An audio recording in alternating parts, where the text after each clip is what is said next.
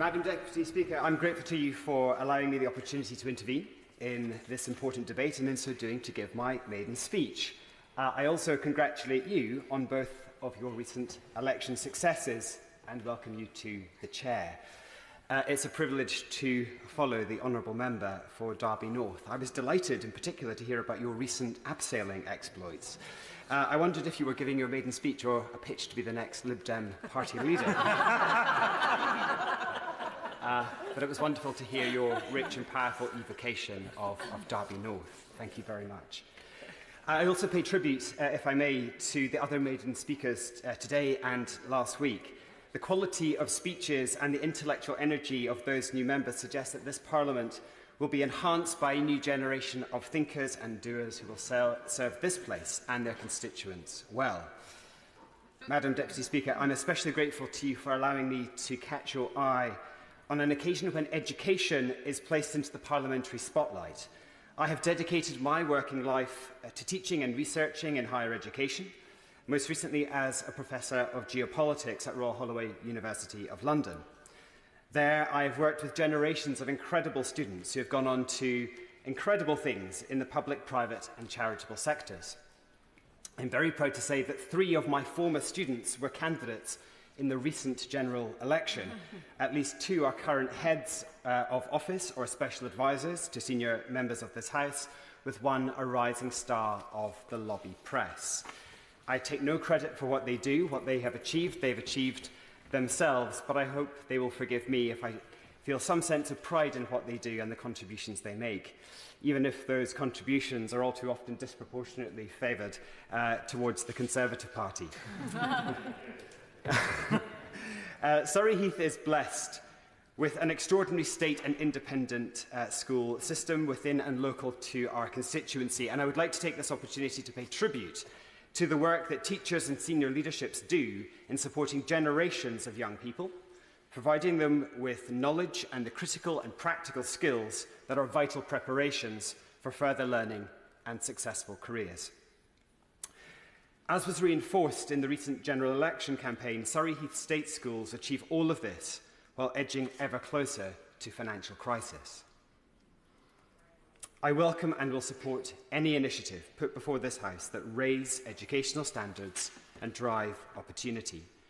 Education, after all, is the engine of social mobility and our country's future economic prosperity.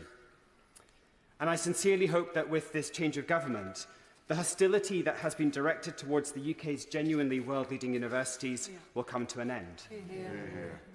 This new government now have an opportunity to walk the sector back from the brink of financial crisis, indeed catastrophe, as I saw in the newspapers this week, and to recognise again the intrinsic value of higher education and the role of our universities as powerful instruments of local economic growth and the foundation of our national success in research, innovation and skills.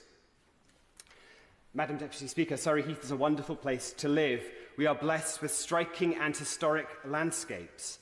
As the name of the constituency suggests, we're defined by ancient lowland heaths, lasting remnants of prehistoric woodland, cleared over the centuries and kept clear by grazing, burning and cutting.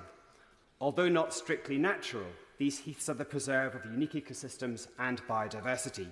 Chobham Common is today one of the finest remaining examples of lowland heath left anywhere in the world, and wildfires are common, increasingly so as we're gripped by the climate crisis. And we are grateful to the brave men and women of Surrey Fire and Rescue who battled the toughest of conditions to keep residents and their property safe. They deserve our fullest support, especially now as they go into battle again, facing another round of cuts to this vital-to-life service. Surrey Heath is a borough and a constituency with a long and proud military tradition, from the development of Chobham Armour in the 1960s to the present-day home of ATC Pirbright, a place that any new recruit to the British Army will come to know all too well. Surrey Heath is also home to Gordon School, founded in 1885. It's both an award-winning state boarding school and a national monument to General Gordon of Khartoum. The Royal Military Academy in Sandhurst, the place where British Army officers are trained, straddles the boundaries of Surrey Heath and nearby Bracknell Forest. Although most of the RMA's buildings are technically in Berkshire, I'm going to claim them a little bit for Surrey Heath today, there can be no doubt of the connection that exists between Sandhurst and Surrey Heath's main market town of Camberley. Camberley is a product of the Royal Military College, which was formed in Sandhurst in 1812. In the years that followed, settlements formed at the margins of the college, including the planned community of Cambridge Town, named after the Duke of Cambridge, the head of the British Army at the time. As the town grew, so did confusion between Cambridge Town and Cambridge, its much less well-known and less distinguished namesake somewhere in the Midlands, with apologies to honourable members representing Cambridge. This was a problem especially felt by users of the postal service, whose letters would frequently find themselves long delayed and hundreds of miles from their intended destinations. 150 years has gone by and little has changed.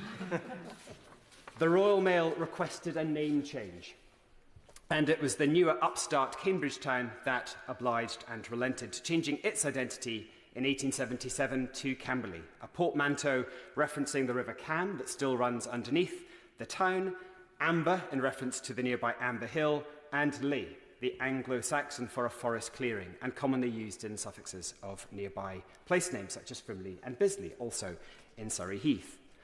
Now, Surrey Heath has a rich musical and artistic tradition. Camberley was the childhood home of Sir Arthur Sullivan, Bros, and is today home to rich musical tradition, and is today home to musician, astrophysicist, and animal welfare activist Dr. Brian May. Daphne du Maurier wrote Jamaica Inn while living in Frimley, and we're hopeful that a blue plaque may soon mark that spot in Surrey Heath's contribution to British literary history. We are home to extraordinary local, national and international businesses, too numerous to mention, as well as a vibrant charitable and voluntary sector, and a community of multiple faith traditions, ethnicities and nationalities, including a large and historic Gurkha community. During the pandemic, residents self-organised into remarkable community-wide response to COVID-19. Surrey Heath Prepared delivered essential food parcels and thousands of prescriptions to the isolating and the vulnerable, an expression of community resilience and solidarity when it was most needed. And I hope that contributions of that kind, of the likes of Surrey Heath Prepared and similar mutual aid groups across the country, will not be forgotten in the inquiries now underway into the way that the UK responded to the pandemic. Following the recent boundary review that brought the beautiful villages of Normandy and Purbright into the constituency, Surrey Heath is now officially the resting place of at least two significant figures of empire. Sir Henry Morton Stanley is buried in Purbright, near the home he created for himself after his return from Africa. But perhaps worthy of greater celebration is John Pennycook, an extraordinary engineer and colonial administrator with the vision and skill to construct the Mullaperia Dam. Since its construction in 1895, the dam has been credited with saving tens of thousands of lives by protecting communities from seasonal flooding and in bringing nearly 250,000 acres of land into crop-bearing productivity. Today, Pennycook is revered in the Indian state of Tamil Nadu. Children are given his name in his honour, and yet he's almost unknown here in the UK. I hope his mention here in this House today may be a small contribution to addressing that historical absence. Today, drivers on the M3 motorway slip quickly and efficiently, when it's not clogged up, as they travel between London and the southwest, often without even realising they're passing through this fine constituency. Surrey Heath road users, on the other hand, may be more aware of the less smooth and much less efficient point of entry onto the M3 at the junction with the A322. And my predecessor, Michael Gove, more on whom in just a moment, spent many an hour at that particular road junction over the years, but even his formidable talents couldn't resolve this serious shared local frustration. I hope I can make some headway on that issue in months and years to come. In Restoration England of the 1600s, hold-ups on the highways of what's now Surrey Heath were of a rather different kind. The Great West Road, less prosaically today known as the A30, was the main connecting route between London and the great port cities of the south coast, and was a lucrative prospect for highwaymen and opportunistic cut-pursers, especially on the long, isolated stretches around Bagshot Heath. William Davis, the so-called Golden Farmer, and Claude Duval were two of the most notorious and noteworthy of the 17th century land pirates. Duval is recalled as a gentleman of the road. Gracious to the point of obsequiousness, he would relieve you of your jewels while dancing with your wife and complimenting you on the finery of your apparel. An abhorrer of physical violence, the history books recall him as a master of politeness, smiling pleasantly to your face while metaphorically sticking the knife in. Now, the sharp-eared amongst you may recognise at passing, one might even say limited and specific similarity between Duval and other more recent gentlemen of Surrey Heath roads. I refer, of course, to the former member for Surrey Heath, my predecessor, Michael Gove, who served the constituency and this house with considerable distinction and flair for just shy of 20 years. Both men possessed of a singular vision, noted for their grace and observance of the highest courtesies and manners. Unlike Duval, there's no evidence to suggest that Michael's outings to the A322 involved any public displays of dancing. Those, as far as we can tell, he saved for the nightclubs of Old Aberdeen. The members to my right may go further, but for my part, I'm certain that's where any similarities end. Michael Gove will rightly be remembered as a transformative minister, even by teachers who, during a debate on education, will consider him transformative, but not necessarily beneficially so. He was indeed a talented parliamentarian. His oratorical skills mark him out as a once-in-a-generation performer at the dispatch box. He will, I'm sure, be greatly missed in this House by both his friends and his opponents, and that you will want to join me in wishing him well for whatever his future has in store.